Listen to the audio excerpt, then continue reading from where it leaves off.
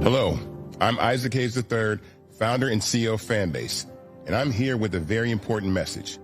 We are at a turning point in the Black community where we must have equity in the apps we use that scale to billions of dollars.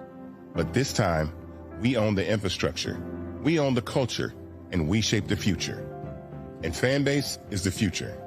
Fanbase combines the free functionality of Instagram, TikTok, and YouTube into an all-in-one platform built for the evolution of social media and monetization.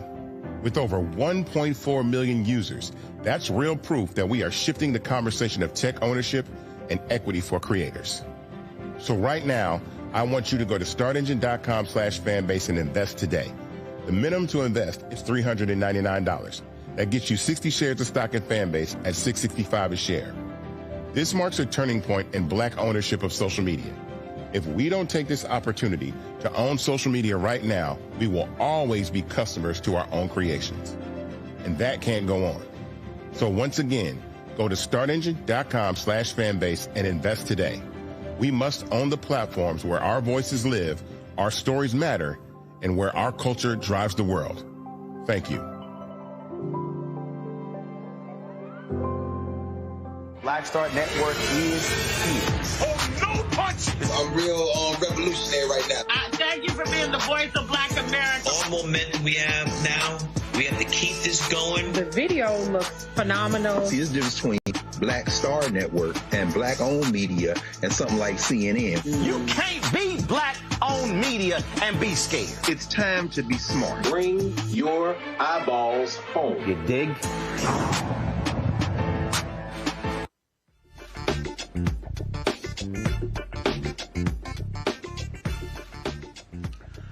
Hey folks, today is Friday, November 14th, 2025, coming up on Roland Martin Unfiltered, streaming live on the Black Star Network. Today is my 57th birthday. It's a jam-packed show. I'm here in Bermuda. We're going to be hearing from the premier of Bermuda, E. David Burt, talking about their goal, their efforts to want to attract African Americans to Bermuda for tourism. Also, we'll hear from PGA Tour Pro Chase Johnson, who I caught up with here at the tournament as well. Folks, lots more to talk about. Megyn Kelly, what the hell is she talking about when it comes to people having sex with girls under 18, saying that's different than a 5-year-old child? What the hell is she talking about? There's a new prosecutor in Georgia in the election interference case in dealing with Donald Trump and his cohorts. We'll tell you about that. Also, on today's show, guess who's admitting defeat with his tariffs? Donald Trump issued an executive order lowering the prices of groceries. I told y'all that fool was lying. Why do I have to now, for the second time in a week, call out a black person in media for spewing bullshit on the air? This time, again, it's Stephen A. Smith. Yes. Oh, my God. All dealing with Jeffrey Epstein. In Florida, free speech is under attack after a black school board member gets blasted for sharing her thoughts on white supremacist Charlie Kirk. A Baltimore cop facing a stack of charges, including second-degree attempted murder after the shocking video shows him chasing a black man with a police cruiser. We've got the details.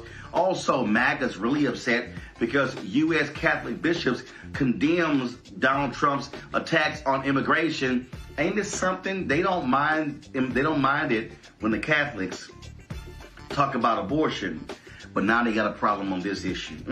Okay. It's lots to break down. It's time to bring the funk on Roland Martin Unfiltered on the Black Star Network. Let's go. He's got it. Whatever the piss, he's on it. Whatever it is, he's got the scoop, the fact, the find. And when it breaks, he's right on time and it's rolling. Best believe he's knowing. Putting it down from sports to news to politics. With entertainment just for kicks, he's rolling.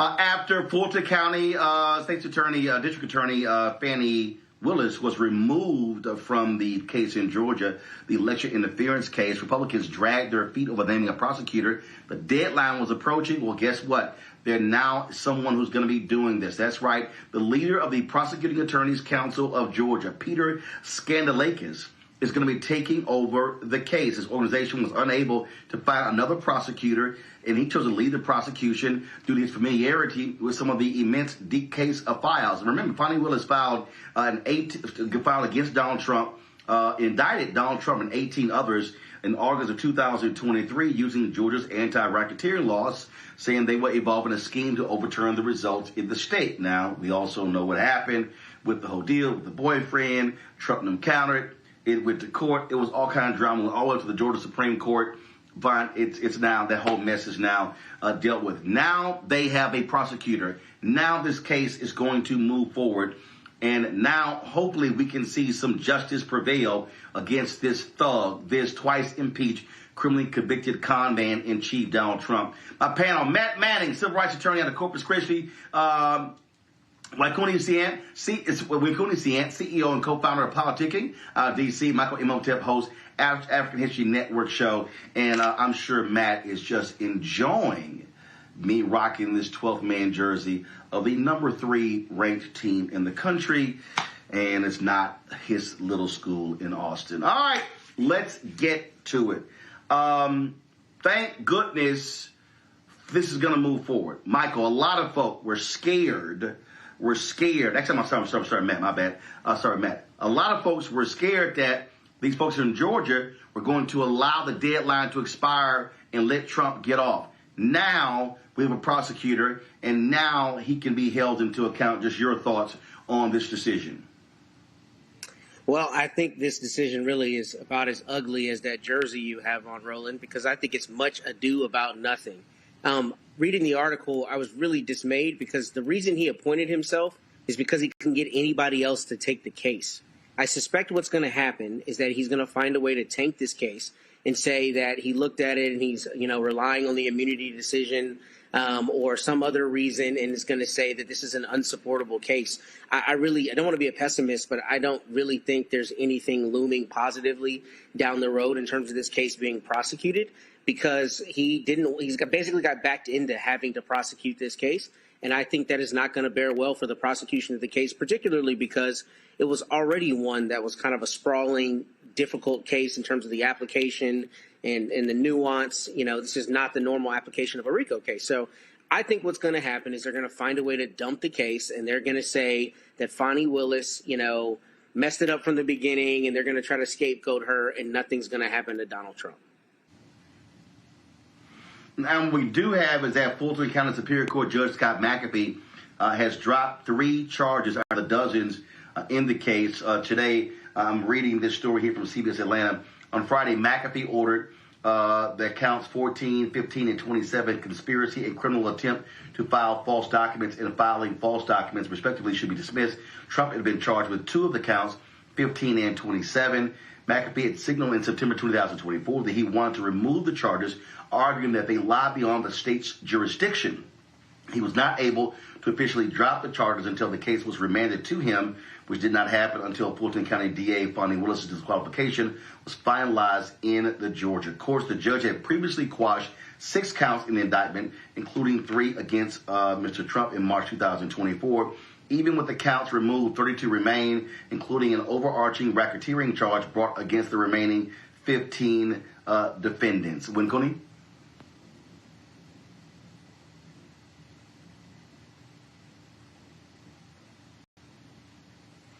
I think you're muted. Thanks, Roland. Happy birthday, by the way.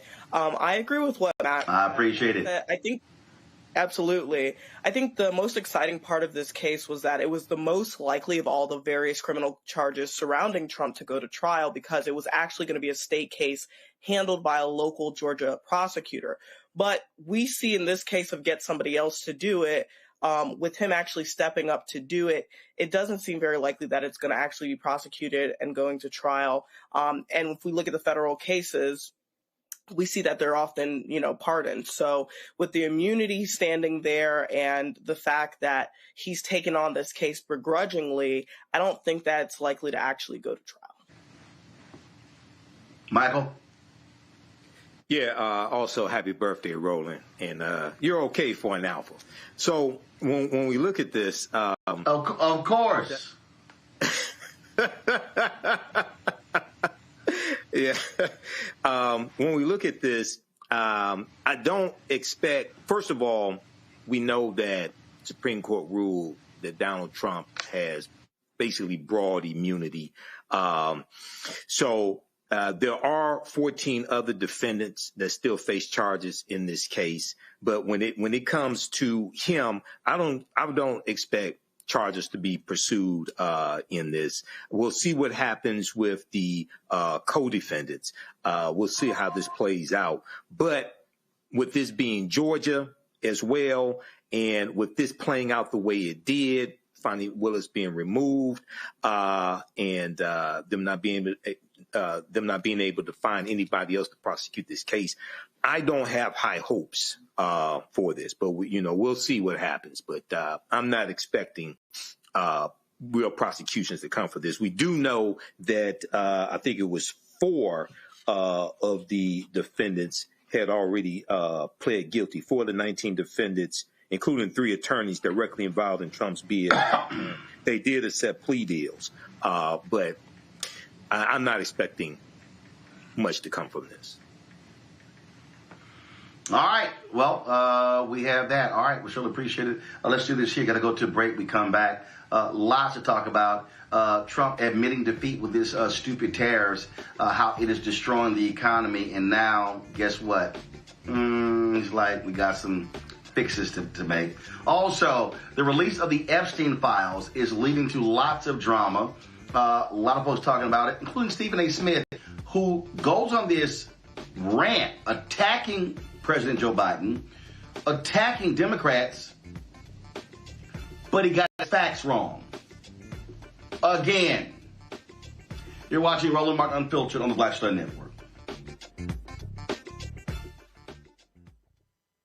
If in this country right now, you have people get up in the morning and the only thing they can think about is how many people they can hurt, and they got the power, that's a time for mourning. For better or worse, what makes America special, it's that legal system that's supposed to protect minorities from the tyranny of the majority.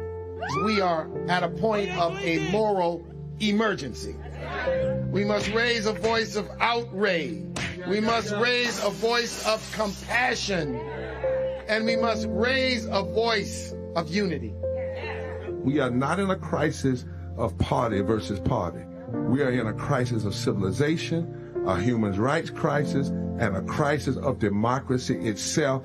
And guess what? You've been chosen to make sure that those that would destroy, those that would hate, don't have the final say, and they don't ultimately win. This is Eric Dickerson, and you're watching Roland Martin Unfiltered.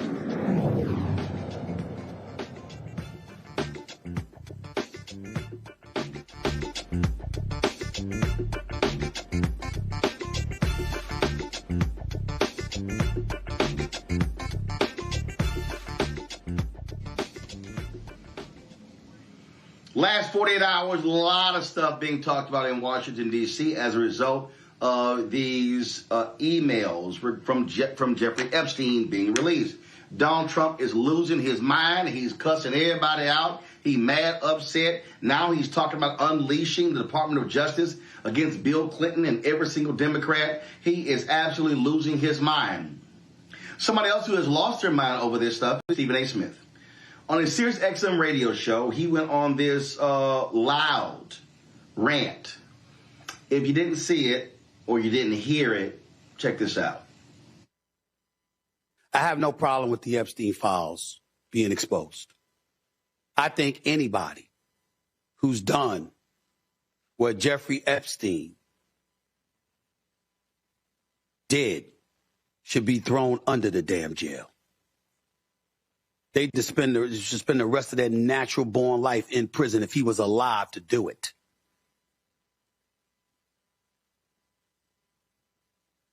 Young girls being sexually molested is as disgusting as it gets. It is as vile as it gets. We ain't making any excuses for anybody like that. What a despicable, despicable human being. There's a special place in hell for people like that. But that's not what anybody can definitively associate the president with.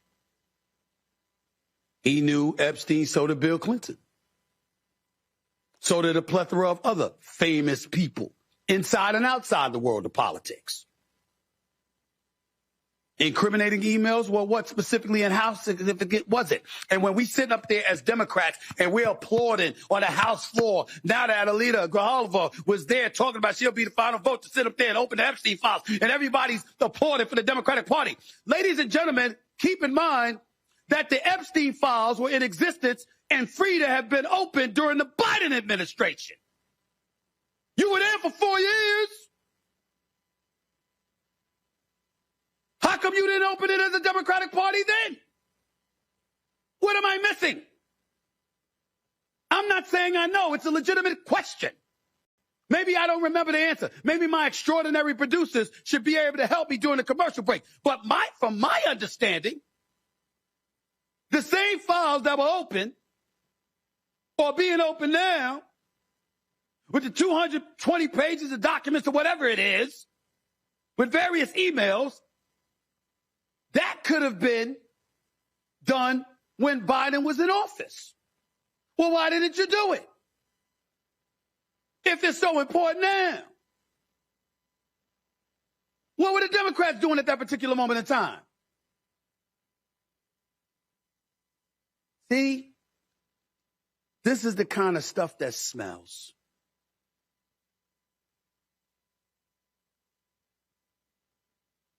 Because my attitude is just deducing how much they despise Trump is if there was some real bona fide dirt on him, since you went after him with the 34 felony convictions, which essentially was deduced to him paying hush money to Stormy Daniels, a porn star, So she wouldn't reveal their happenings with one another leading up to the election in 2016. Okay? If you had something like that you were willing. Okay. Stephen A. says, maybe I'm missing something. You are. Then he says he's an extraordinary producer. And maybe they could research it. Yeah. How about you do the damn research before you go on the air on an epic rant, Stephen A? Like, I don't understand why black people or other folks with shows don't know how to do research before they open their mouths. What you just heard is misinformation and disinformation. Do you know who corrected Stephen A? Somebody named Julie K. Brown. Julie K. Brown is a reporter for the Miami Herald. It has been the Miami Herald that has done amazing reporting on the Epstein case.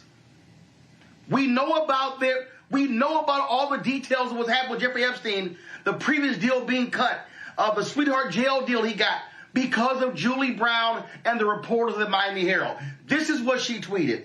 This is a complicated case with a, quote, all caps, a lot of files. So I know it's easy to confuse what's what.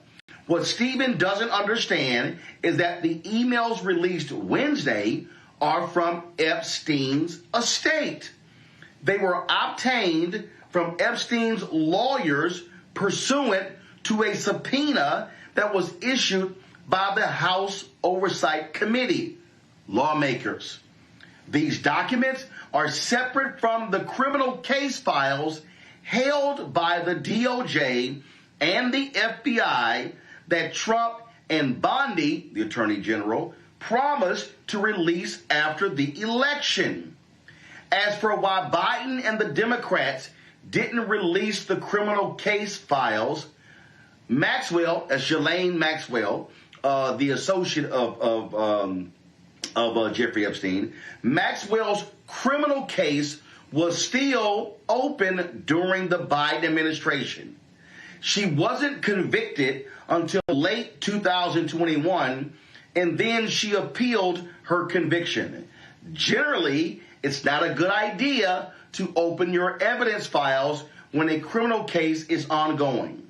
We also don't know whether the FBI was still investigating other possible suspects who helped Epstein or participated in his crimes. If you are still targeting suspects, you don't want them to know you are zeroing in on them.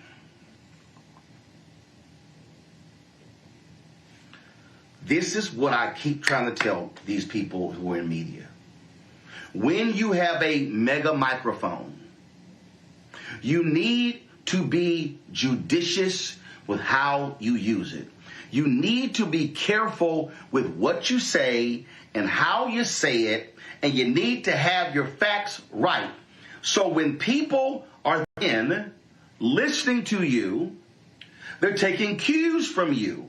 And so all of a sudden, folks are going, oh my God, what the hell were Biden and the Democrats doing?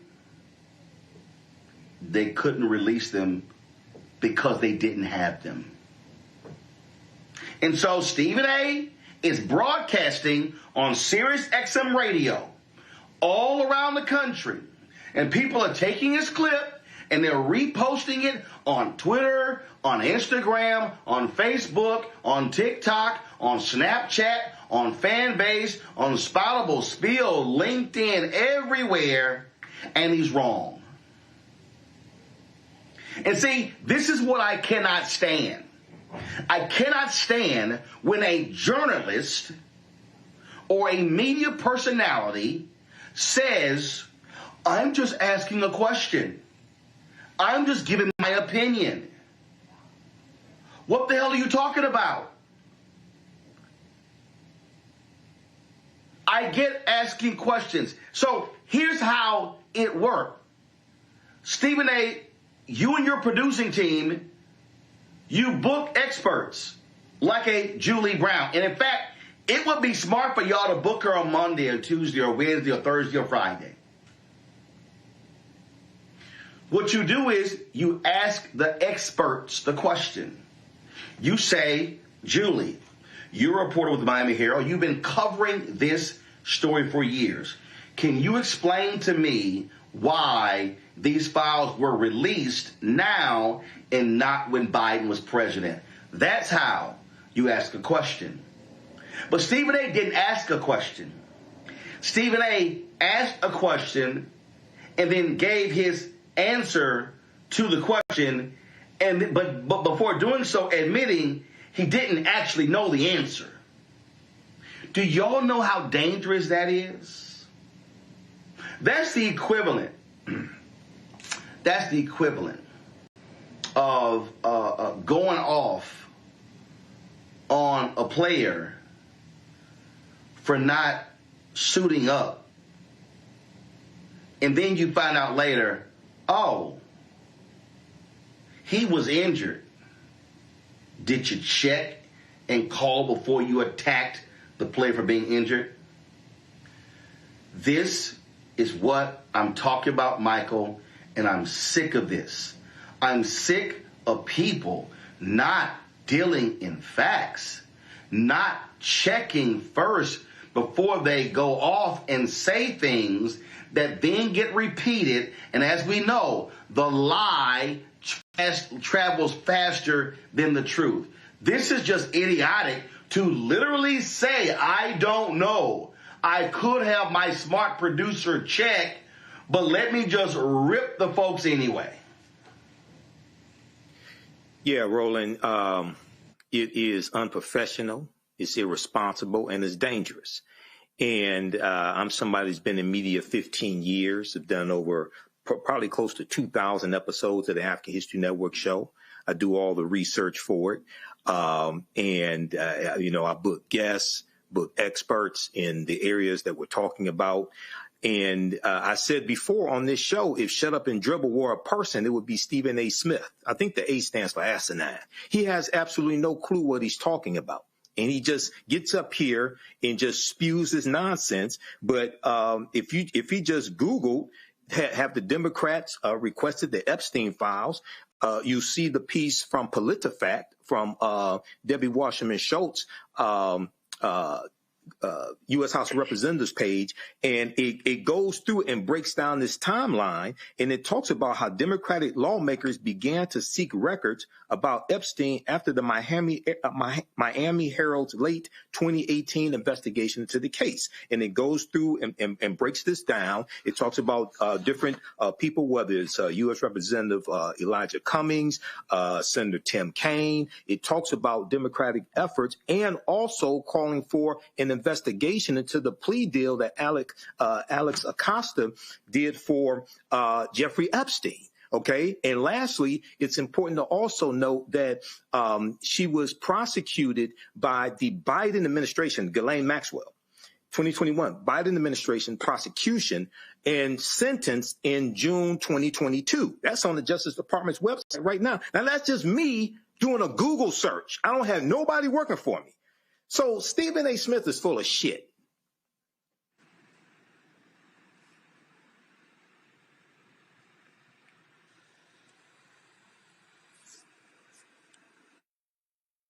I don't, when Coney, I'm just, here's a perfect example, when Coney, if you want to say, Democrats, why are you now making such a big deal out of the Epstein files? Okay, fine. You give that commentary, give that rant, whatever. If you want to say, hey, the people who also are really pushing this Epstein stuff is the hard right. Now, if you want to criticize them, okay, go right ahead.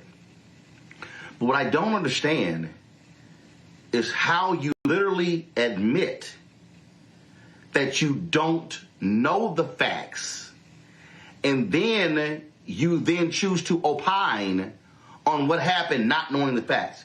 Here's the deal. I don't know all the ins and outs of the Jeffrey Epstein story. But what I do know is that I follow Julie K. Brown. And what I do know, Win Cooney, is that she follows me. And I have been following her Twitter feed for quite some time. And I get the facts from her. And if I had a question regarding this case that I wasn't sure about, it's a good bet. The first thing I'm going to do is go to her feed, because she truly is the expert on this, because she's been covering from day one. Well, that would be too intelligent for Stephen A. Smith to do, Roland. I want Black people to stop getting their political news from Stephen A. Smith. I hope that people didn't forget that 2 weeks ago, he was wrong about Jasmine Crockett, and he's wrong again. His track record has proven. So, control room, I've lost. Can you hear me, Roland?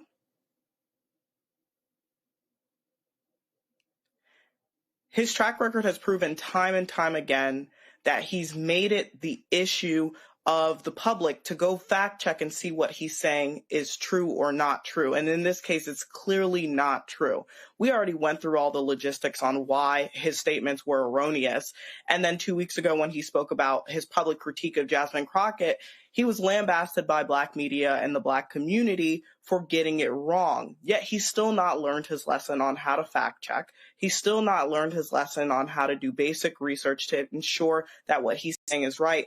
And this is the issue with giving anyone with a microphone a platform. How does that continue to help the Black people that Stephen A. Smith has continued to posture himself as helping by miseducating them?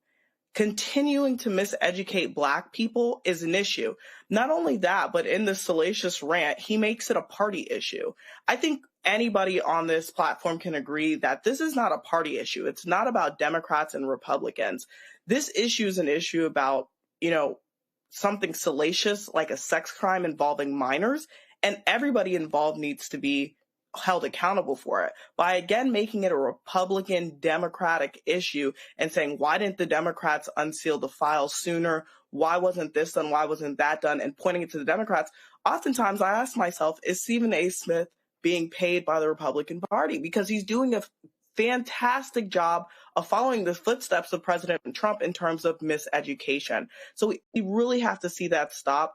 And if Stephen A. Smith is going to continue to posture himself as a champion of Black people, he needs to start by getting the facts right. So, my opinion on it is I think when Cooney's right, I didn't get a chance to hear everything she was saying. But, one of the things I think is kind of lost in this conversation in two respects is, first, when you're somebody like Stephen A. Smith and you have the kind of following that you do, you act in a fiduciary capacity, meaning when people are listening to you, there's an element of trust, right? They need to be able to trust that what you're saying, especially when you're speaking on a topic du jour as major as the Epstein files and the release of that information, and whether the sitting president was involved in sex trafficking or involved in the abuse of minors, then you need to be, judicious, to use your word, and smart about making sure you're not spreading misinformation. But the larger overarching thing for me is the premise of his comments was that he was implying, right, that this is like politically motivated, or they didn't do this under Biden and now they're doing it under Trump. Look, when somebody gets elected president, they talk about whether they're going to release their tax returns and all this other information that's relatively arcane about that person's life. You mean to tell me it's a surprise or it's somehow immediately nefarious that the world and the country would want to know if he was involved in the sexual abuse of minors? Of course, you absolutely need to know that. And we live in a per se bizarro world where the president can even have this kind of relationship with a person like Epstein and not immediately be excoriated and run out of the White House. That alone is, I think, a proof positive sign of where our society is these days. But for Stephen A. Smith to imply that people should just, immediately read into that somehow there's something nefarious going on is stupid, because Trump's been trying to hide this information. We know the Republicans have been trying to hide it. And part of it is because if you're that close to somebody, then there's a good chance you saw and or participated in things, and the American people absolutely need to know that about their sitting president. So none of that surprises me, and I think he's got a fiduciary duty to be better about the information or misinformation that he's putting out. Thanks for that analysis, Matt. You're watching Roland Martin Unfiltered on the Black Star Network. We'll be back in a few minutes. Hatred on the streets, a horrific scene, a white nationalist rally that descended into deadly violence. White people are losing their damn minds. As an angry pro-Trump mob storms the U.S. Capitol, we've seen shooting. We're about to see the rise of what I call white minority resistance. We have seen white folks in this country who simply cannot tolerate black folks voting. I think what we're seeing is the inevitable result of violent denial. This is part of American history. Every time that people of color have made progress, whether real or symbolic, there has been what Carol Anderson at Emory University calls white rage as a backlash. This is the rise of the Proud Boys and the Boogaloo Boys. America, there's going to be more of this. Here's all the Proud Boys, guys. This country is getting increasingly racist in its behaviors and its attitudes because of the fear of white people. The fear that they're taking our jobs, they're taking our resources, they're taking our women. This is white fear.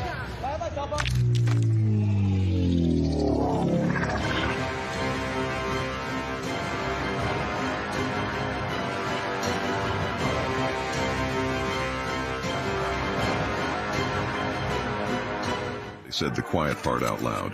Black votes are a threat, so they erased them. After the Supreme Court gutted the Voting Rights Act in 2013, Republican legislatures moved fast. New voter ID laws, polling place shutdowns, purges of black voters from the rolls. Trump's Justice Department didn't stop it, they joined in. In 2018, his DOJ backed Ohio's voter purge system, a scheme that disproportionately erased black voters. Their goal, erase black votes and political power. Yeah, that happened. These are the kinds of stories that we cover every day on Roland Martin Unfiltered. Subscribe on YouTube and download the Black Star Network app. Support fact-based independent journalism that centers African Americans and the issues that matter to our community.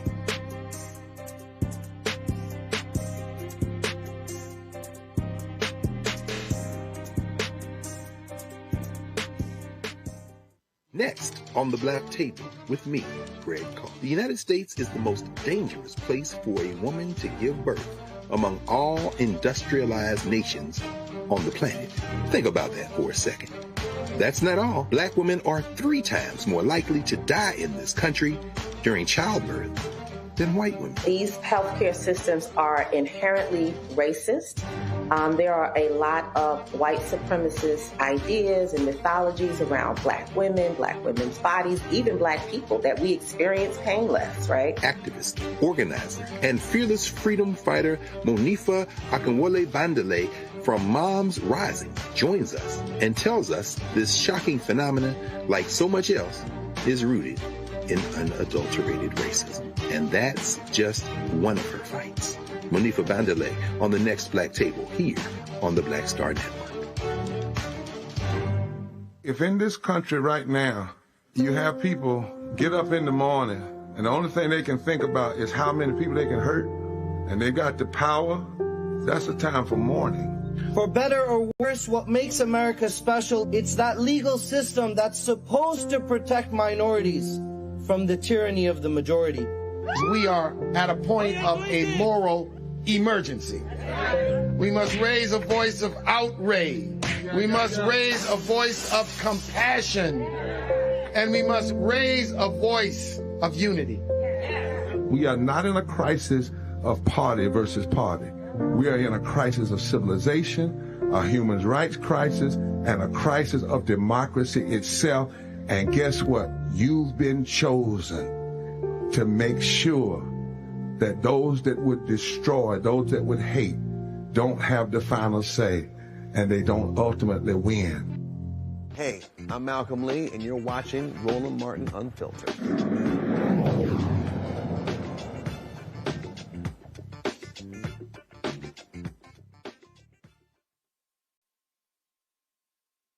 A Baltimore police officer is indicted on multiple charges, including second-degree attempted murder, after being caught on video chasing a black man with a police cruiser. Officer Robert A. Parks is also charged with first- and second-degree assault, reckless driving, and misconduct in office. The charges stem from an October 28th incident where Parks is captured on video by social media user Slick Brown trying to run over a civilian. According to the indictment, Parks tried to disperse a gathering of people on a sidewalk. He attempted to get a man to go towards him, but the unidentified man refused. Parks threatened to call the dogs on the man. The man began walking away from Parks. Parks then radioed that he had, quote, one running adult male in the alley, end quote. This is what happened next. All right. Yeah, what's your reason to stop him? You ain't even got no reason to stopping him, bro. Hey, yo, walk off, Trey. You hit the alley, yo. Go ahead, Trey, walk off, yo. He beating. You ain't even got no reason to stop him. Hey, yo, what the fuck? You gonna hit him with the car? Yo, what the fuck, bro? Yo, hell no, yo. Hey, yo. Come back this way, yo.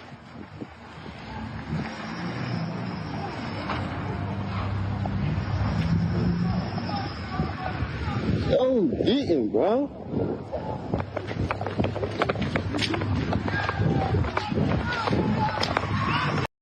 That's his dumb ass.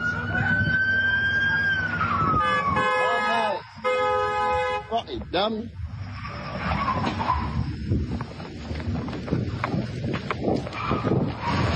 Dumb ass, you dumb as shit. You dumb as shit. You crashing and all that. You really crashing out, bro. Go ahead, dumbass. Really crashing out, bro. You press his car and all that, bro. Don't really try to hit my man, bro. What the fuck? Don't really try to hit, bro, with the car and all that. Oh, hell no. Here is Baltimore City State's Attorney Ivan Bates explaining the decision to indict Parks. The charges brought forward in this indictment reflect the seriousness and dangerous nature of the actions we all witnessed in the viral video of Officer Parks driving his vehicle directly at a civilian while on duty. These are the exact charges we would bring forward for anyone operating a vehicle in that manner, whether you're police or whether you're civilian. When a police officer threatens the safety of those who are sworn to protect, it erodes the crucial trust between the community and law enforcement that is critical to the historic reductions in violent crime in our city and essential to keeping Baltimore safe. Parks has been with the Baltimore Police Department since 2020 and turned himself into the authorities on Wednesday morning. If convicted, Parks faces a maximum sentence of 65 years in prison. You're watching Roland Martin Unfiltered on the Black Star Network. We'll be back in a few minutes. This week on The Other Side of Change. Book bans, anti-intellectualism, and Trump's continued war on wisdom. This is a coordinated backlash to progress. At the end of the day, conservatives realized that they couldn't win a debate on facts. They started using our language against us, right? Remember when we were all woke and the woke movement and all that kind of stuff? Now everything is anti-woke, right? When we were talking about including diversity, equity, inclusion, higher education, now it's anti-DEI. All this are efforts to suppress the truth because truth empowers people. You're watching The Other Side of Change only on the Black Star Network. Hey, I'm Mark Morial, President and CEO of the National Urban League, and I'm watching Roland Martin Unfiltered.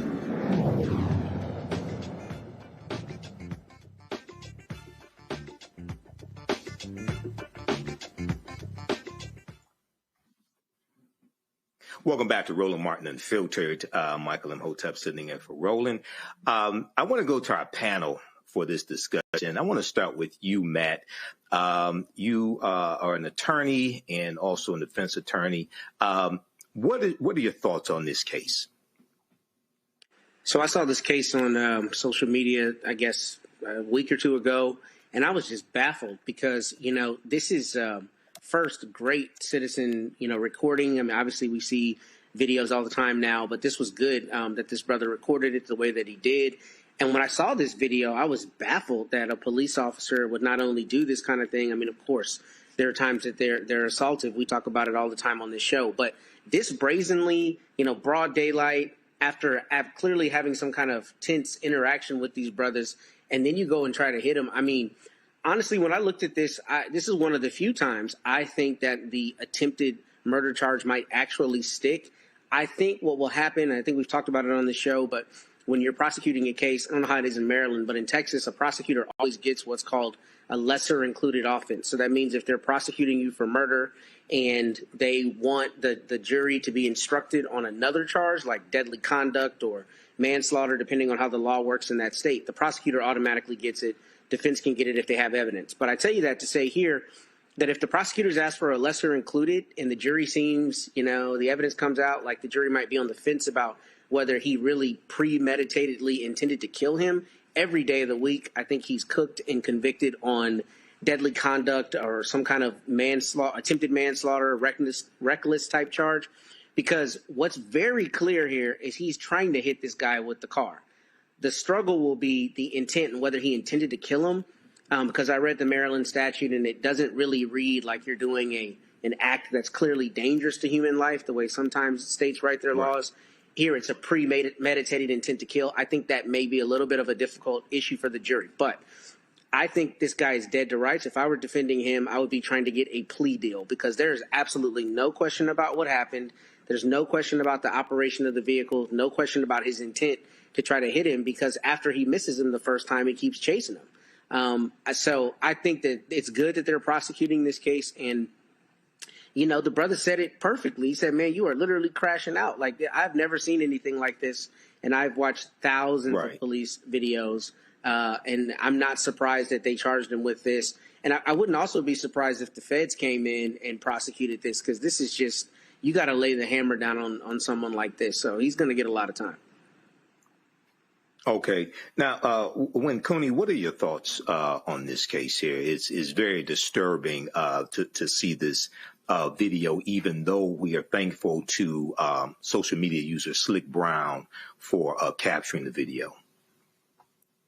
Yeah, the video is damning. I'm so thankful, as Matt said, for the technology that we have accessible nowadays, because we know as Black people that this has been happening for years and years and years. And so oftentimes, even though it's the first time we're seeing it caught on camera, we know that it's not the first time that this has happened, certainly not in Baltimore history. What I wanted to focus on is the fact that in these cases, what infuriates me the most is that the officer is simply suspended without pay. Obviously, we know it's going to go to trial, and as Matt said, he's probably cooked. But another important thing to note is that they won't be able to call him as a witness at all right now. So any cases that involve him or require his testimony for conviction will be dismissed. And so that's actually not ideal, right, for the carriage of justice. But it's something that's very, very fair considering the fact that he's obviously shown himself not to be a reliable source. But the other question that I wanted to address is why isn't a person like this immediately fired, right? They're being charged with attempted murder, and they're still just suspended without pay. And really what it boils down to, gentlemen, is how police contracts work to protect their own. Police contracts, like labor contracts, they govern the working conditions under which officers operate. And effectively, they've rendered police departments' disciplinary and oversight processes ineffective, as officers are rarely held accountable for wrongdoing. Now, in this case, it's very cut and clear. And as Matt said, if I was defending him, I would be trying to get a plea deal or maybe trying to decrease what the murder charge is. But I don't think it's any possible way that he won't be convicted. But the problem with the police system as is that while he is on trial for this, he's still just suspended without pay. He's not immediately fired. And with cases that are this cut and dry, I feel like we do need to make an example of these police officers, these bad cops that are continuing to increase friction between inner cities, urban communities, and the police forces that be. Now, Matt, I had a quick question for you.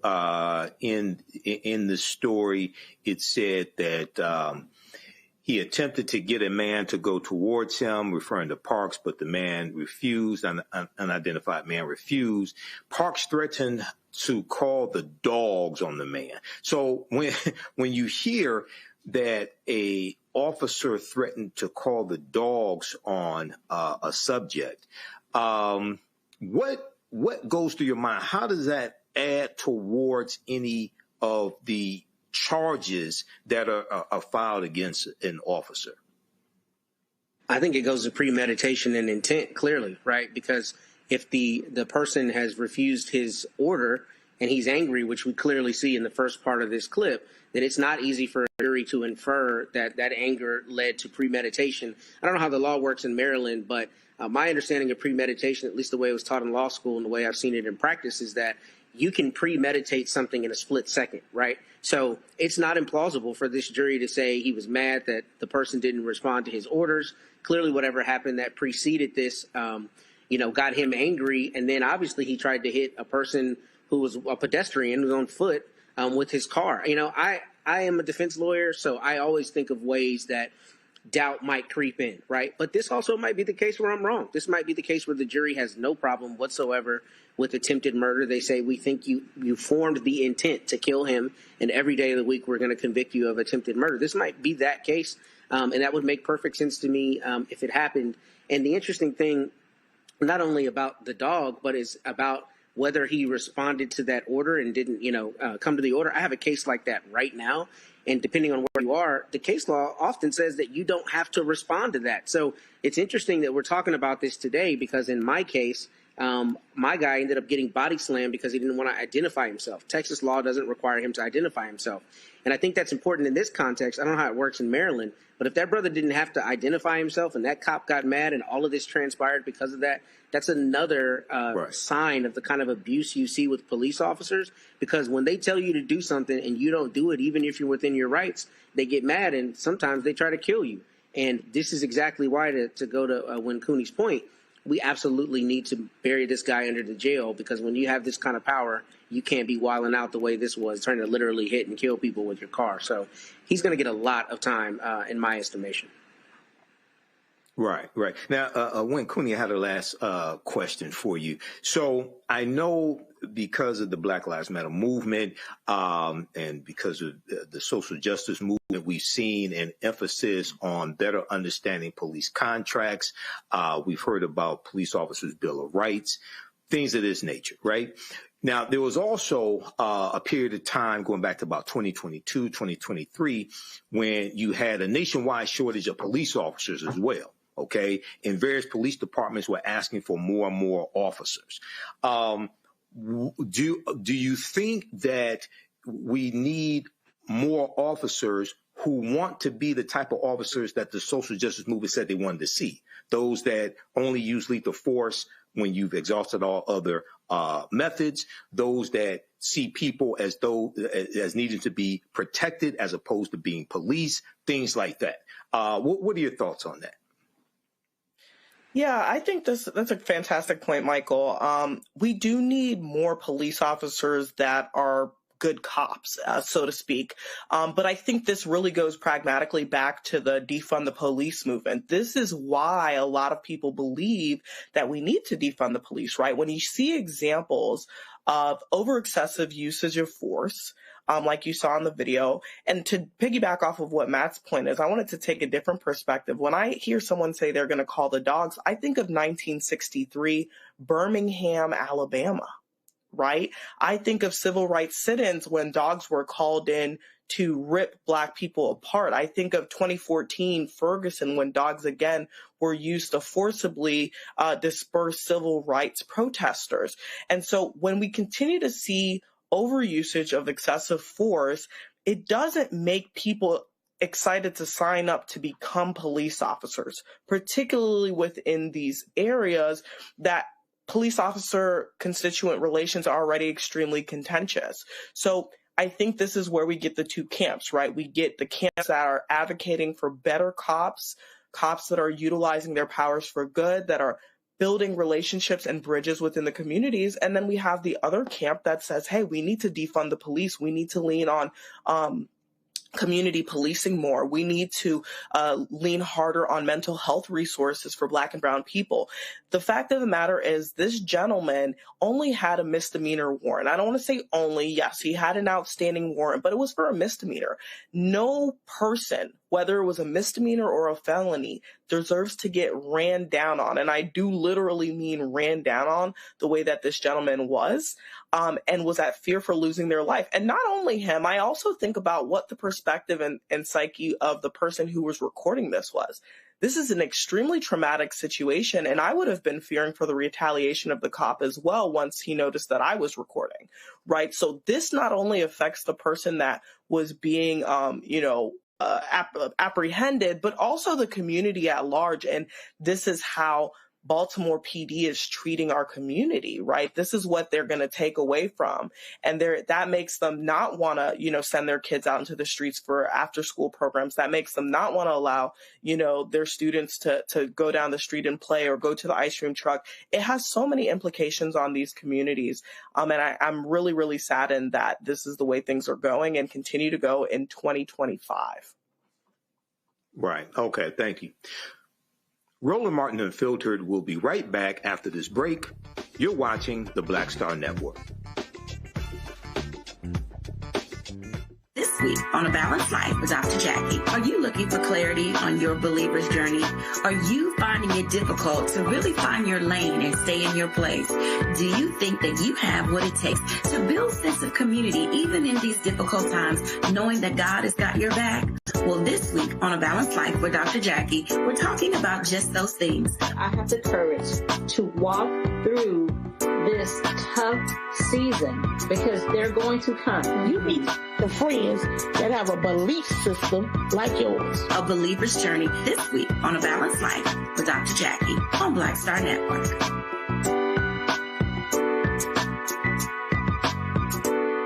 This week on the other side of change. Book bans, anti-intellectualism, and Trump's continued war on wisdom. This is a coordinated backlash to progress. At the end of the day, conservatives realized that they couldn't win a debate on facts. They started using our language against us, right? Remember when we were all woke and the woke movement and all that kind of stuff? Now everything is anti-woke, right? When we were talking about including diversity, equity, inclusion, and higher education, now it's anti-DEI. All this are efforts to suppress the truth because truth empowers people. Watching the other side of change only on the Black Star Network. Hatred on the streets, a horrific scene, a white nationalist rally that descended into deadly violence. White people are losing their damn minds.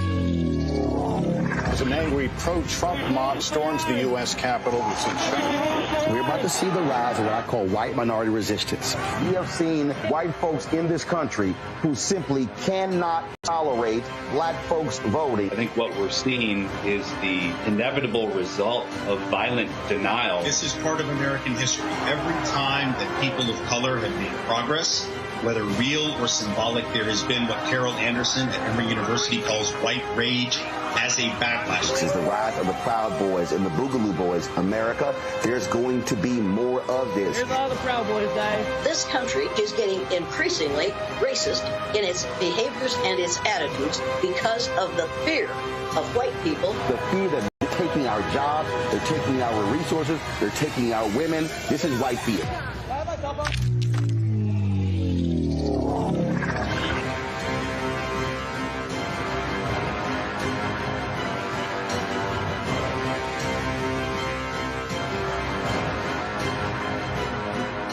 Said the quiet part out loud. Black votes are a threat, so they erased them. After the Supreme Court gutted the Voting Rights Act in 2013, Republican legislatures moved fast. New voter ID laws, polling place shutdowns, purges of black voters from the rolls. Trump's Justice Department didn't stop it, they joined in. In 2018, his DOJ backed Ohio's voter purge system, a scheme that disproportionately erased black voters. Their goal, erase black votes and political power. Yeah, that happened. These are the kinds of stories that we cover every day on Roland Martin Unfiltered. Subscribe on YouTube and download the Black Star Network app. Support fact-based independent journalism that centers African Americans and the issues that matter to our community.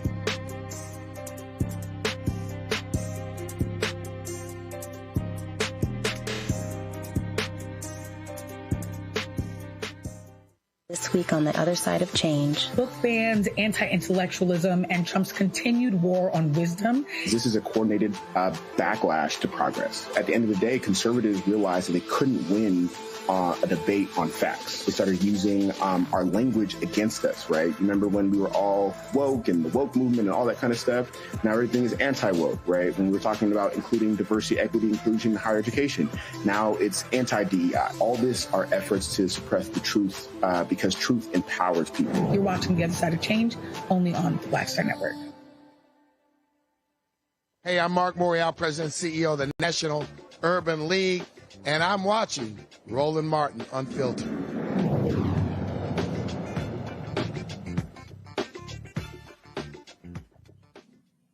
Charlotte, North Carolina is the latest city preparing for the Trump administration's immigration enforcement actions. Local officials report that federal immigration agents could start arriving as early as this weekend. However, specific details regarding the operation, including the number of agents and their exact plans, have not been communicated. Mecklenburg County Sheriff Gary McFadden has stated that his office will not participate in the operation, and Mayor Vi Lyles is urging the community to remain calm, emphasizing that local police are not involved in these efforts.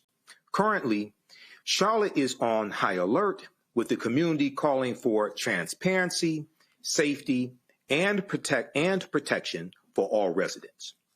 Patrols are set to begin in New Orleans, with plans to deploy as many as 200 Customs and Border Protection agents in the coming weeks. I want to go to the panel with this, and I'll start with you, Winkuni. So what are your thoughts on this? This is the latest city under siege by the Trump administration, saying they want to crack down on crime using immigration, undocumented immigrants, as a pretext for a way in, to send customs and border agents, et cetera, ignoring the statistics showing that crime is declining in the various cities that they're going into. What are your thoughts on this? You know, it's extremely upsetting, Michael, because, you know, I'm the child of two immigrants myself. I'm a Haitian American, and so this is something that disproportionately affects my community. But what we've seen President Trump do again and again is defend sending the military and immigration agents into these Democratic-run cities, Los Angeles, Chicago, even our very own nation's capital. And he continues to say that the reason for this is to fight crime. But like you said, that's not a correlation that's been proven. But we also have to think about what is the precedent that he's trying to set long term with this politically. I think that by sending these ICE agents into blue cities, he's trying to send a message out to the constituents of that actual state. And what we see here is that Charlotte is a Democratic stronghold right now. And the state's going to have one of the most hotly contested U.S. Senate races in the country next year. So I think President Trump is paying special attention to North Carolina. All right. So, Matt, when we look at crime statistics in Charlotte, and MSNBC talked about this today, violent crimes, we see violent crimes are down in 2025 compared to 2024. They're down by approximately 1,000. Homicides, 62 in 2025 compared to 82 in 2024. Aggravated assaults, 3,494 in 2025 compared to 4,311 in 2024. So we see a downward trend. What are your thoughts when we see this continued effort from the Trump administration to disregard crime statistics, but also to cut the grants that were going towards community violence intervention groups that were helping bring down those crimes? Well, we've talked about it on the show many times, and many times it's you opining astutely on this. But what it comes down to is the base does not care about reality. They care about the rhetoric, which is why you can get on TV and beat that drum, till you're blue in the face, that crime is running rampant and all these things. And the statistics, including statistics from your own FBI, say demonstrably that's not true. But you continue saying that because you want to continue creating the furor that allows you to be the Führer and bring in the goose steppers, right, to these Democratic-controlled cities. That's all it is. I mean, I heard this on NPR this morning, and it was reported that neither the sheriff there in Mecklenburg County nor the local police had any idea what was going on. And what's crazy about that is, I mean, the idea that federal law enforcement would come in and not work with local law enforcement. I mean, of course, there are times that they're distinct, but they also work together in task forces and things all the time. But to Cooney's point, I think when you're trying to make a political point about not only Democratic cities being these bad places, but moreover, you having, an overriding authority, whether that's through a show of force or just brazenly saying it, you go into these places and you do these asinine,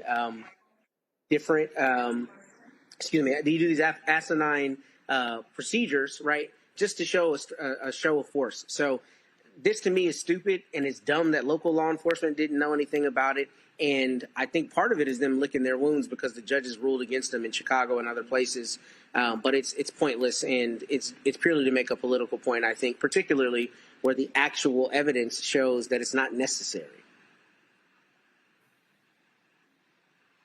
Okay, thank you, Matt.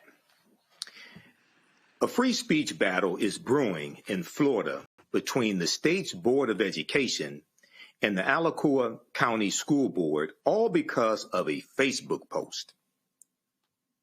It started after School Board Vice Chair Tina Certain had some things to say about conservative Charlie Kirk in September regarding his memorial. This is the post that set off a political firestorm. Tina Certain called Kirk a, quote, 31-year-old uneducated white boy, end quote. Now, state officials are calling her comments offensive and questioning whether she should stay in leadership. The drama unfolded as all 7 state board members grilled her in a tense meeting, questioning whether she could fairly represent all students. Check this out. I'd just like the opportunity to respond just because I know a memo that I issued in the immediate aftermath of an assassination that took place on a school campus. Whether it's Bernie Sanders or Charlie Kirk, I've said it from the beginning, that same memo would have been sent. Educators are over young, impressionable minds, and when they are making comments celebrating a school shooting, it is unacceptable. You criticize that memo. So do you encourage such acts to be expressed by teachers? I think you do, and that's why your leadership continues to be a failure. You continue to not understand the point that this state board is trying to communicate to you. You are an example for these children. You are an elected member of a school board setting policy that impacts their daily lives. And so you want to criticize me all day, you have that First Amendment right. But the reality is what I did was make sure that teachers across the state understood that this rhetoric that is impacting the wife of our lieutenant governor, where people are receiving death threats as a result of that rhetoric, needs to be toned down. Why, teachers? Because they're over children, young, impressionable minds. And that is my job as the Commissioner of Education to make sure that we reminded them of what the example was that they were, something you still struggle with. And today, these posts that you're seeing are not just about Charlie Kirk. There is a repeated pattern, as our member just identified, Layla Collins. You talk about Charlie Kirk as an uneducated white boy. You bring race into this. You talk about this post as it relates to Asian stores. where it says, in 1999, I went to the Beauty Max on Main Street, my then 4-year-old daughter. They followed us around the store. It goes on to say, as a result of that experience, to this day, I've never been back. I avoid all Asian-owned stores. How do you think those comments make that community feel?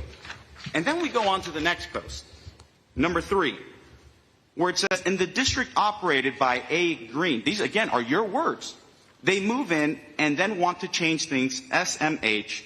I figured my they is white people. Again, you bring that into your posts. It's ironic that you criticize Charlie Kirk's comments and not recognize that you do, you bring race into your post. The next slide, part 4.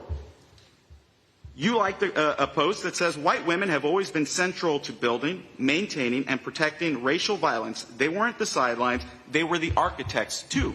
Again, what the board's point is having you recognize and appreciate the significance and the responsibility you hold as a member of a school board that makes decisions that impact children.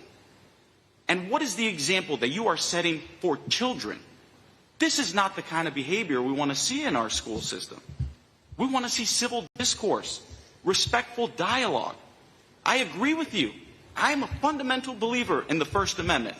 But what we are not going to allow happen in this school system in Florida is students be misled by adults into engaging in violent political rhetoric or calling people out because of the way God created them. We want everybody to be treated equally. Tina Certain stands her ground, insisting her posts are constitutionally protected speech made on her own time, not related to her official duties. This drama is unfolding while Florida is embroiled in a much larger free speech battle. Teachers and school officials across the state have faced discipline, backlash, and even lawsuits over social media posts reacting to Charlie Kirk's death. I'm going to go back to the panel with this. Matt, I'm going to start with you if you don't mind. So this, y'all know how I feel about this racist Charlie Kirk. Okay, so I'm going to go to you in just a minute. And Charlie Kirk has a history of anti-black statements that he said that are documented. Okay, what are your thoughts on this nonsense coming out of former Confederate state Florida? Man, I think it's a crock of bull. I think it's BS, and I think there are a couple things here that are particularly, big to me. The first is this sister is duly elected. So we're not talking about a teacher in a public school being excoriated by the state board. We're talking about a public servant who was voted into the office that she holds. Now, before I go on, Florida has weird laws about who the governor can take out of office and stuff. I'm not used to seeing some of the way their government works. So I don't know if they have any real, control over her being in or out of her seat. But presuming they don't, I mean, to sit there and condescend to her as though the board can actually do anything about it is probably more about that cat, or whatever his name was, Kostassos, I think it was a Greek last name, about him getting a soundbite, right, and getting to look like he's this crusader for decorum. And there's not any real end game besides using her as a whipping post. Now, in candor, I will say when you're elected, you do have to consider that what you say is obviously going to be scrutinized, and surely Ms. Certain knows that. But good for her standing on her ground. I mean, I do think that it is probably not in the best, form to say things that could be racially incendiary, like in talking about the Asian businesses. I know there will be people who will disagree with me. That seems to be a little bit of an own goal, if I'm honest. But with respect to Charlie Kirk in particular, Charlie Kirk's rhetoric was vitriolic, and vitriolic about black people in particular, and all of these people who have made him a martyr are completely intellectually dishonest when they call anybody out saying anything about him. I mean, literally, Charlie Kirk was talking about people having to die in order to protect the right for guns. So it is not, intellectually dishonest to say that he died talking about something he was espousing. I mean, that's literally true based on what he said. So I think this is intellectually dishonest. I think if you are truly a free speech proponent, you can't be beating her up or mad at her for what she's saying. And then the whole thing about, all these children and all that stuff. What about the kids who are hearing what Charlie Kirk says? when they go to the classroom with a black kid and they treat that kid like he or she is less than they are because they heard it at home and dad was watching Charlie Kirk on YouTube, right? He's not worried about that, and that's because it's about rhetoric and it's ideology, and it's not really about protecting the kids. It's about, beating the drum that you think needs to be beaten. That's all this is. I think it's nonsense, and it is protected speech.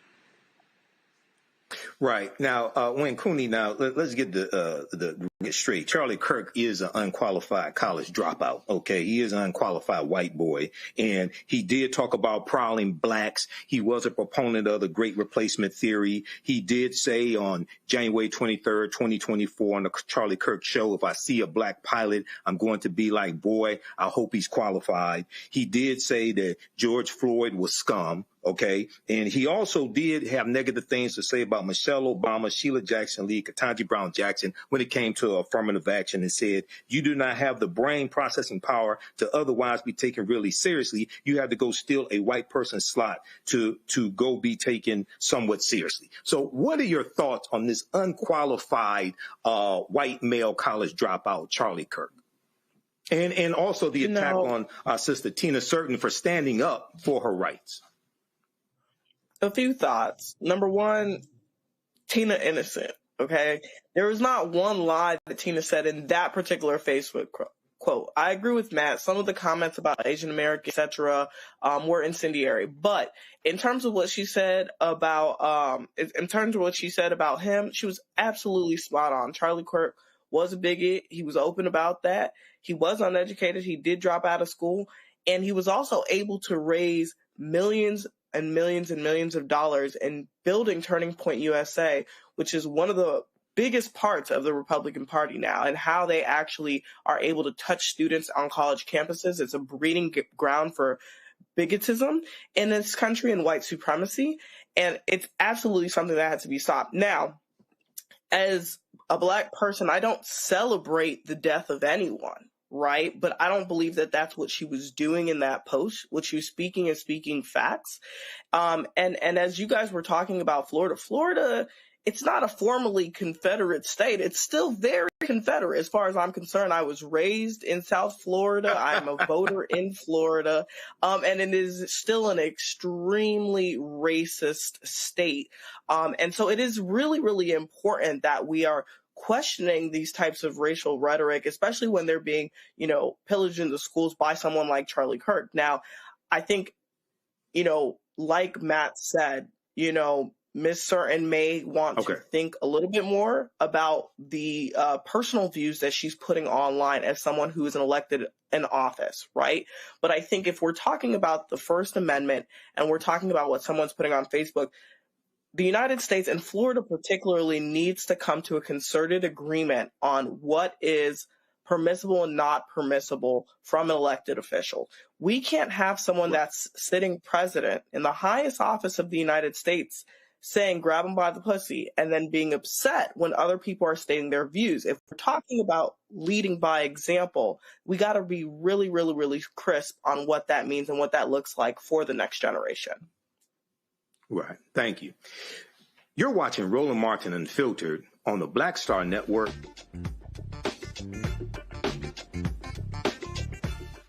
Next on the Black Table with me, Greg Carr. The United States is the most dangerous place for a woman to give birth among all industrialized nations on the planet. Think about that for a second.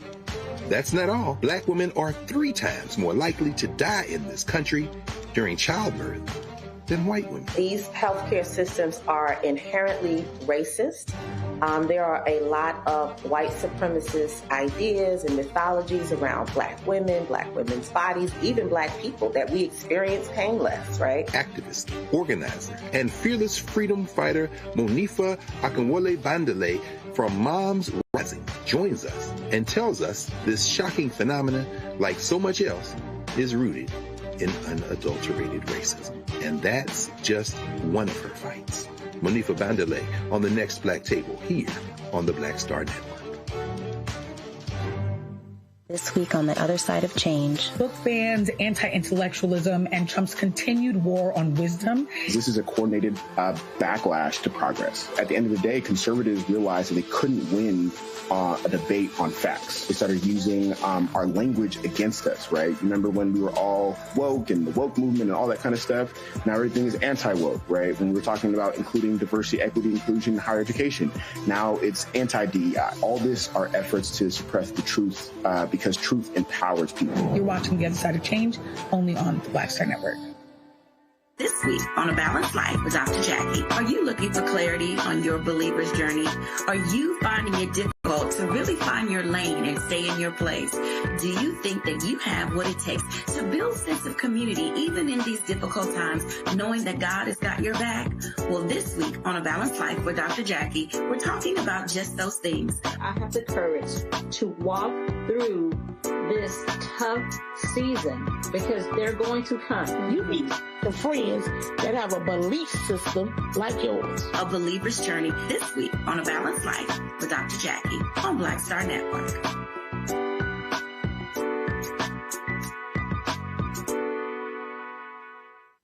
If in this country right now, you have people get up in the morning and the only thing they can think about is how many people they can hurt, and they got the power, that's the time for mourning. For better or worse, what makes America special, it's that legal system that's supposed to protect minorities from the tyranny of the majority. We are at a point of a moral emergency. We must raise a voice of outrage. We must raise a voice of compassion. And we must raise a voice of unity. We are not in a crisis of party versus party. We are in a crisis of civilization, a human rights crisis, and a crisis of democracy itself. And guess what? You've been chosen to make sure that those that would destroy, those that would hate, don't have the final say, and they don't ultimately win. Violent white supremacy is, quote, the most persistent and lethal threat in the homeland. The greatest terrorist threat to the homeland is the homegrown violence stream, including hate crime committed on behalf of some kind of white supremacist ideology. They are coming after everything in Black America. MAGA and Donald Trump are specifically targeting Black America. They are going after the money. Attack Black Lives Matter. Attack critical race theory. Attack woke, DEI. MAGA wants to defund Black America. This is a perfect example of their desire to completely degrade and de-emphasize Black people.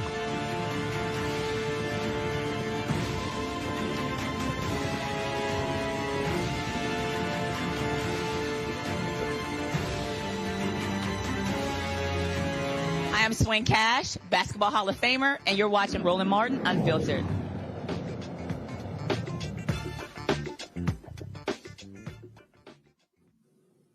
Hey guys, if you notice, Roland is having technical difficulties broadcasting from Bermuda. I want to thank our panelists today, Matt Manning and Win Cooney. Have a great weekend. Roland interviewed PGA golfer Chase Johnson at the Butterfield Bermuda Championship. Here's that interview. All right, folks, here at the Butterfield Bermuda Championship, Chase Johnson, I just watched him on 18. You finished strong. I did. I had a good finish, birdie finish. Wind got me a little bit early in the round, as it's going to hit everyone. So this wind has been insane. So I played Tuesday when it was at 55 miles an hour. Oh, okay. So this is like a cakewalk for you. Oh, this dude, I was kind of like, Tuesday was crazy, but yeah. And this morning was pretty rough too. So. Yeah, it was pretty gusty this morning. So hopefully we can just carry that momentum into tomorrow. A lot of folks who, like, I've been playing golf 38 years, and so a lot of guys, they always sit here, they see somebody who can play well at a club or whatever. I tell them, you have no idea what it's like, I said, between a person who's good there and on tour. Right.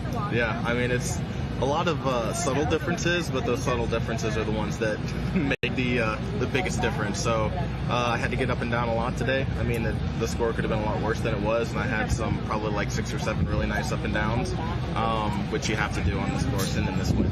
So you're never out of the hole. There are a lot of we generally talk about all the different places you play. You talk about APGA, and it's a lot more opportunities being created for African American golfers, and then a lot of people who are also offering support for cats who want to go to the next level. Yeah, absolutely. I mean, the APGA is the prime example for that, and all the other junior programs that are associated with the APGA, like Underrated is with Steph Curry's tour. He's been doing a lot of good work. Cameron Champ's dad is heavily involved in a junior program that is frequently out at APGA tour events and stuff. So it's really good to see the opportunities grow. And then it's just up to fellas like me and anyone else who gets the chances to play in events like this to represent as well as we can. So again, those last 2 holes are good representation, so we just got to do more of them. Absolutely. All right, then. Well, it's good to meet you. I appreciate it. And if folks want to follow you on Instagram, where'd they go? Chase Johnson 96. Okay. Nice and easy. All right, then. Well, I'll send a couple of folks your way. Awesome. I appreciate it. All right, thanks so much. Thank you. All right, see you around. Take care. All right, be well. Roland also interviewed the Honorable E. David Burt, the Premier of Bermuda. Here's that interview. We're here at the Baltimore Bermuda Championship, and so he's actually the reason I'm here. So here's the deal.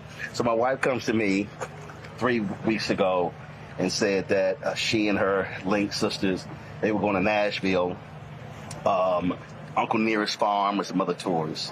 She's like, well, we're going at the same time as your birthday. And you probably, I'm like, go.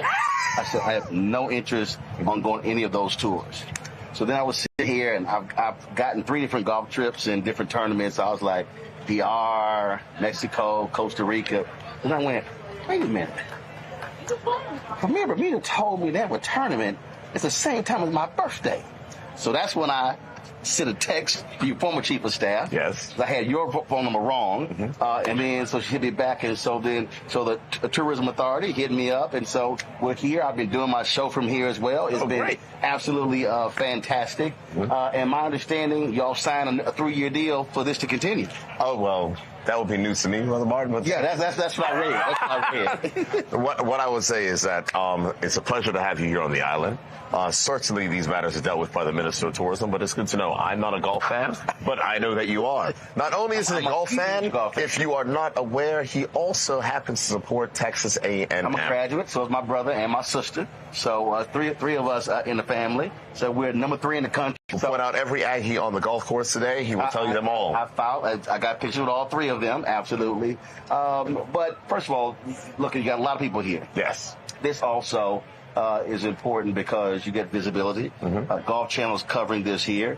Folks get to see Bermuda, tell the story. And so one of the things that I want to ask you about is really the focus of the Tourism Authority to attract folk to come here, because usually when people talk about, where I'm going to travel or whatever, they talk about Bahamas, they talk about Jamaica, anything like that. Just talk about what you're trying to create here in this country. No, thank you. Well, the reality is that Bermuda is not a mass tourism destination. So places like Bahamas, places like Jamaica and others, Dominican Republic, are mass tourism destinations. Lots of people, big resorts, all that. That is not what Bermuda is. Bermuda is different. We have smaller resorts, but the entire island is our resort. We're not a place where you have to go, you have to stay inside a resort, all the rest. You get to explore, you get to be a part of our wonderful culture and immerse yourself. And when it talks about, targeting specifically the black traveler, we are trying to make more of a focus on that as well. So whether or not those are direct air routes out of the United States or whether or not those are the cultural experiences that can be experienced here on an island, such as also my favorite, which is our annual emancipation celebration, which is called Cup Match, which actually started because black folks said they were not going to work to commemorate their slavery day.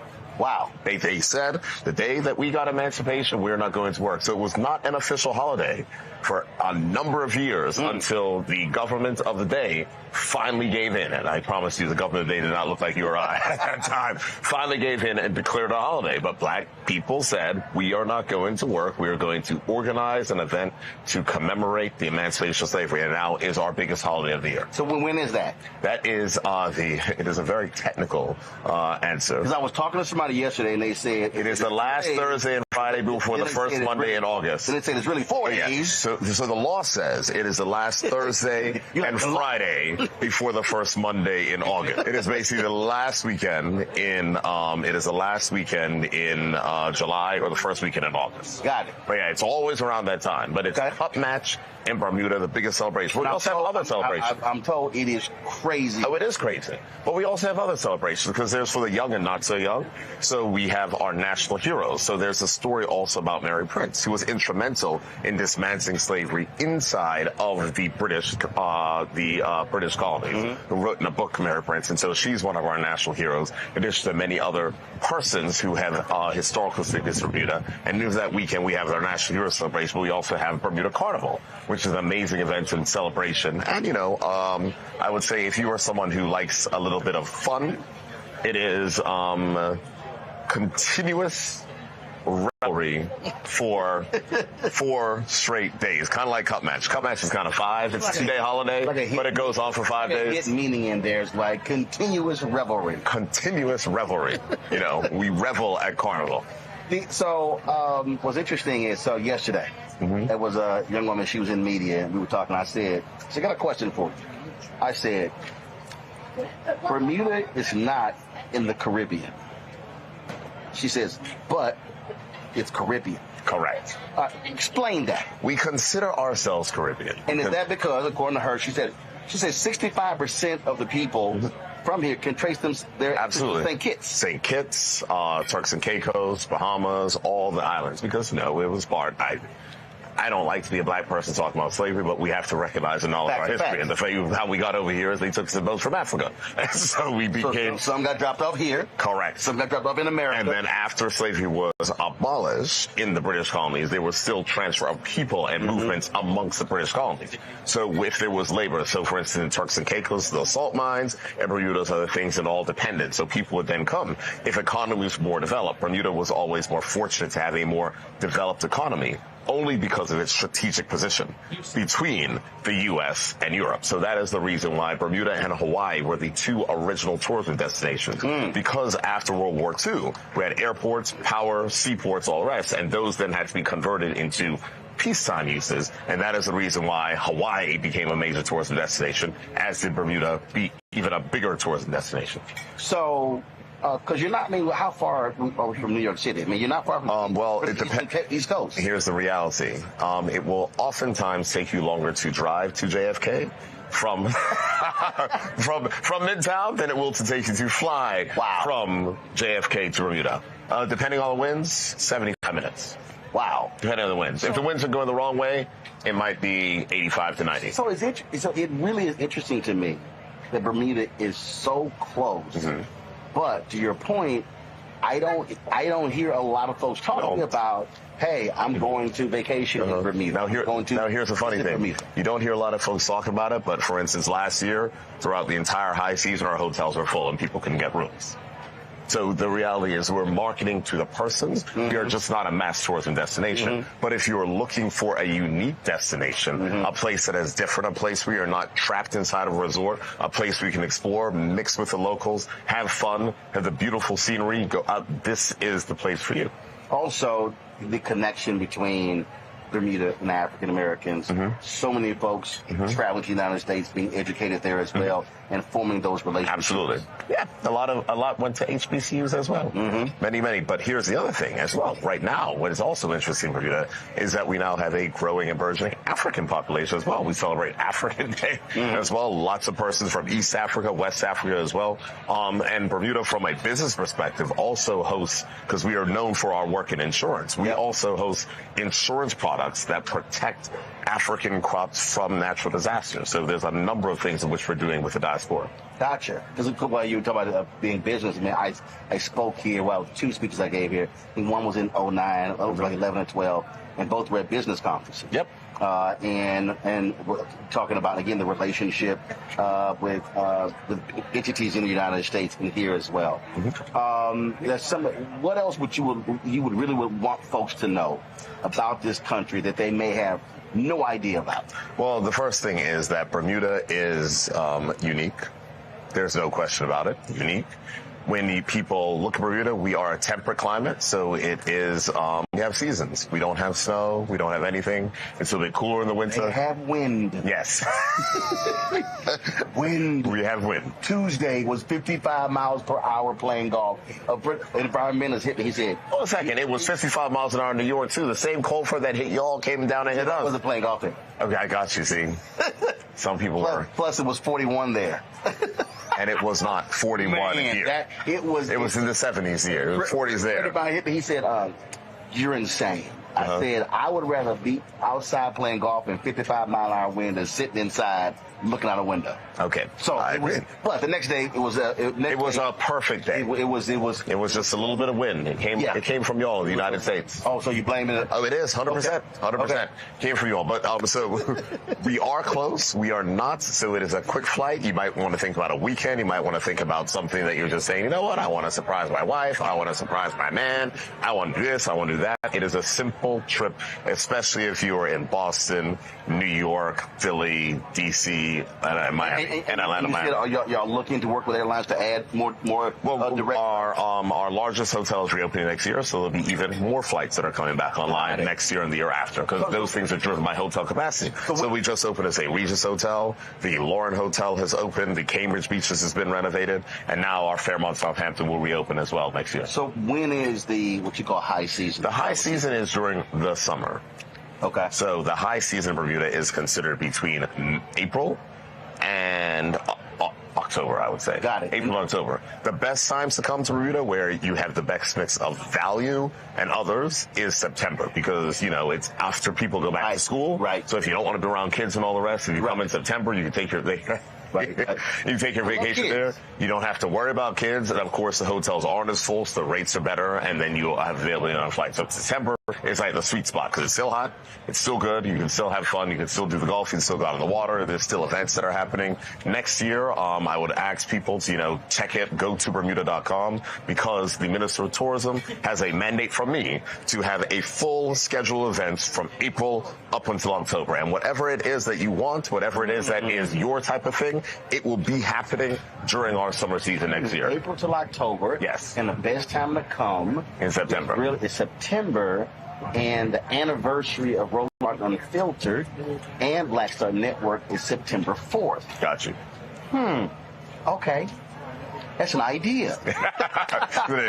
But that should not discount Cup Match, Carnival, or our annual holiday, Bermuda Day. And we also have this thing. You might be into sailing. I'm not so much into sailing. No, I'm not. I'm not so much into I'm going to get in trouble when people see this. But there is a sailing tournament here.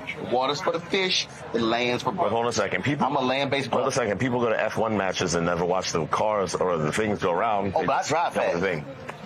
No, I was staying on land and watch them sail. But yeah, we... Oh, no. I'm not telling you to go in the water. I'm saying it's like this. Yeah. And so it's like an event. So we're doing that next year. It's come back next year. That's the beginning. That's the kickoff of the season, beginning of May. So I said, go to Bermuda.com. I'll have the whole list. While they're selling, I'm playing golf. I mean, you can? That's my priority. There's a golf tournament around that time, too. My wife knows. That's only priority. Last one. So the sister came on my page, and she had the audacity to say that Deltas run this island.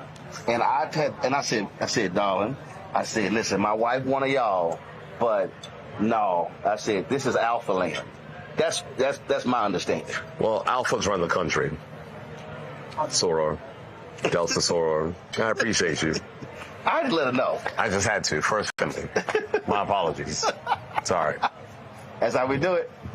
Premier, I appreciate it. Brother Martin. Great to see you. It's a pleasure to have you back. And I'm glad to be here. Hope you enjoyed your time. I enjoyed it, and look forward to next year, because this really has been a fabulous tournament, and it's been a ball. Thank you. All right. Appreciate it.